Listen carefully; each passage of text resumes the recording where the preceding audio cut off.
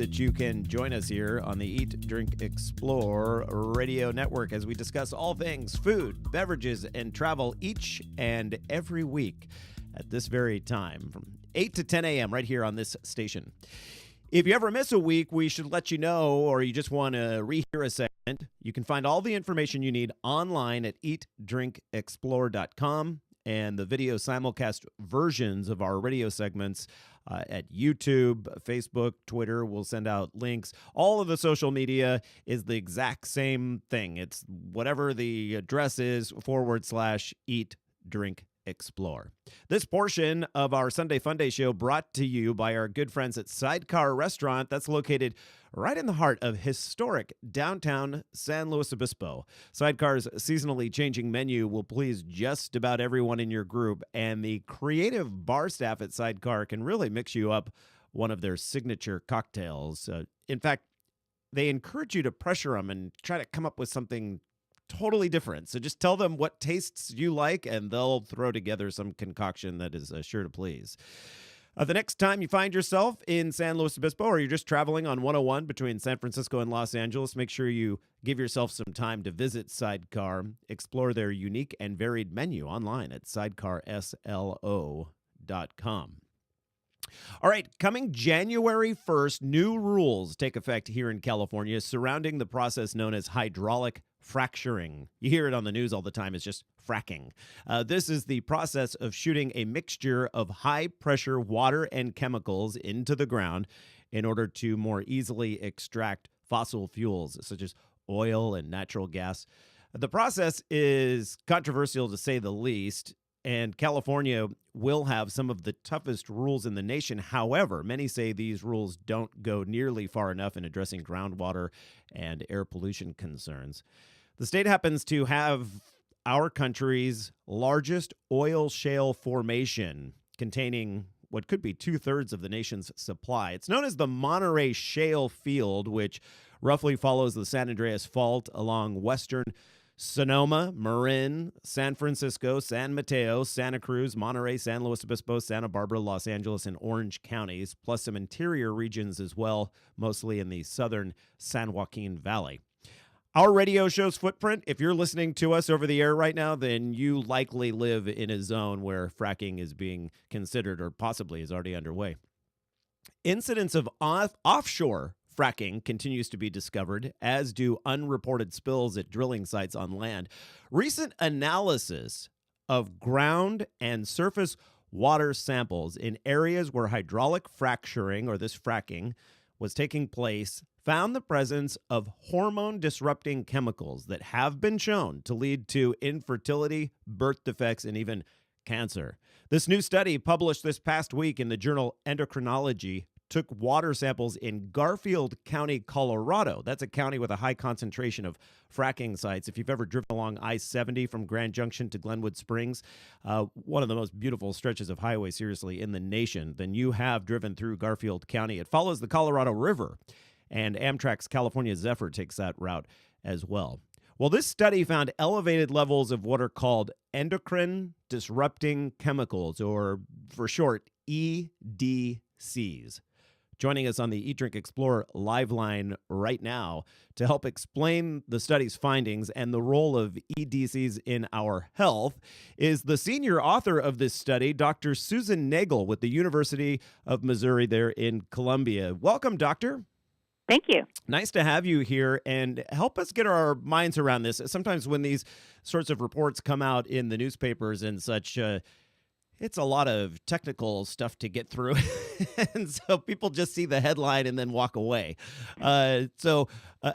First off, were these findings surprising to you? They were surprising, and they weren't. We knew going into it that the chemicals used in this process were likely endocrine-disrupting chemicals, and certainly not all of the chemicals, but hundreds of chemicals are used in the process. And we had an indication that about 30% of those had some evidence from the literature that they may be endocrine disruptors. So we selected 12 of those to test in the laboratory, and we did confirm that all of those were endocrine disrupting chemicals. All of them? Yes. Mm-hmm. Now, we selected the ones that had, that look like they might be. Yeah, So it wasn't that we selected them randomly.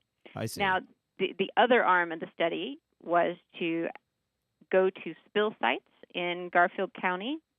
That is, sites that had had some kind of incident related to natural gas drilling.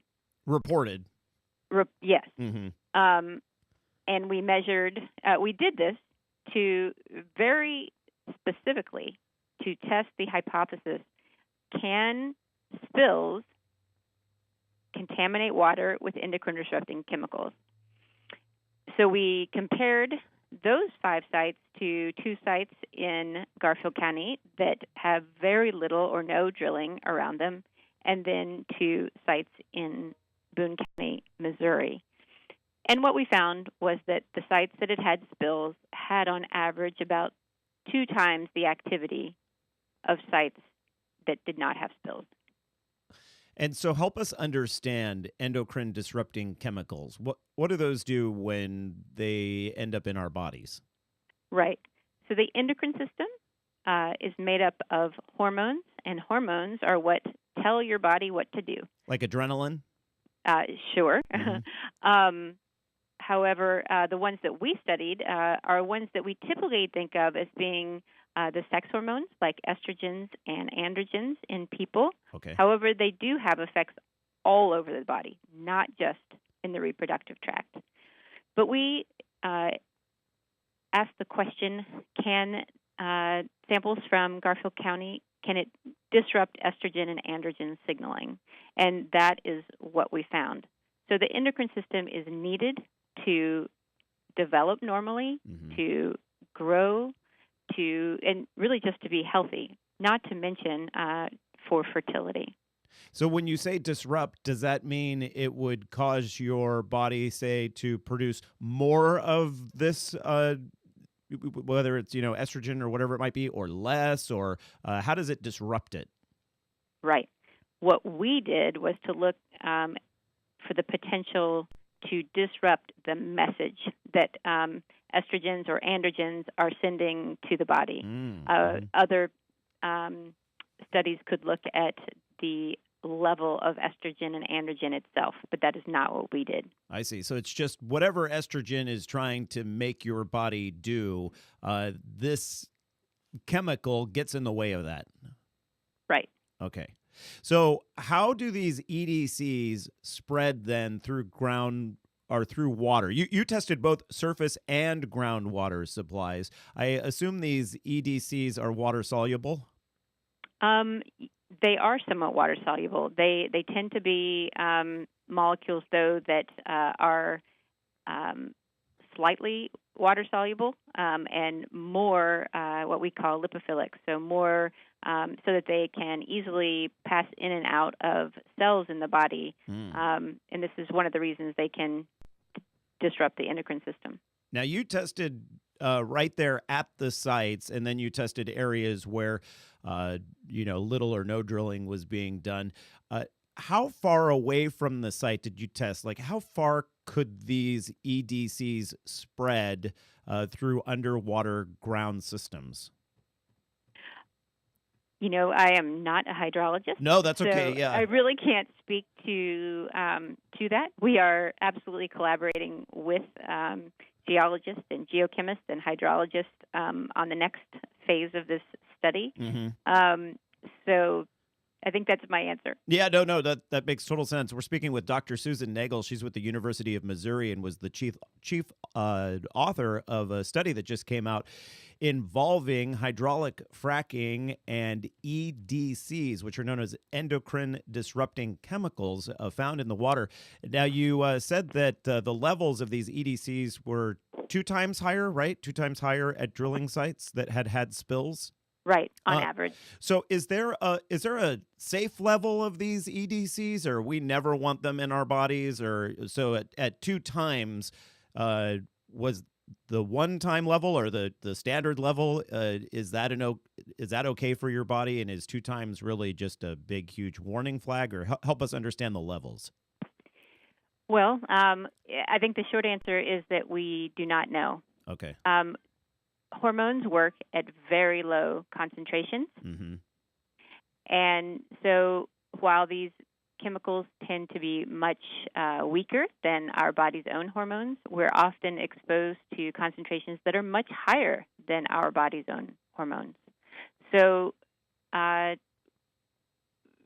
a way, we don't want to be exposed to these chemicals. Where else would we come in contact with these EDCs? Where are they found in nature, or are there certain foods or ways that we would be exposed to these EDCs in our everyday life? Absolutely. There absolutely can be natural occurring endocrine-disrupting chemicals. Plants make chemicals that can disrupt our endocrine system. By and large, humans, though, produce most of them as synthetic chemicals. Of course, there are chemicals that we make to be pharmaceuticals, to be estrogens, to be androgens, to prevent estrogen and androgen signaling. Yeah. So a good example of those are birth control pills. Oh, right. Ethinyl estradiol is used in birth control pills and can be found in our water because of excretion. Right, and people tossing them out in the toilet. I got to end it there. Great information. Dr. Susan Nagel, University of Missouri, thank you so much for joining us today. Thank you. All right, everyone, stick around. We're back in just a moment.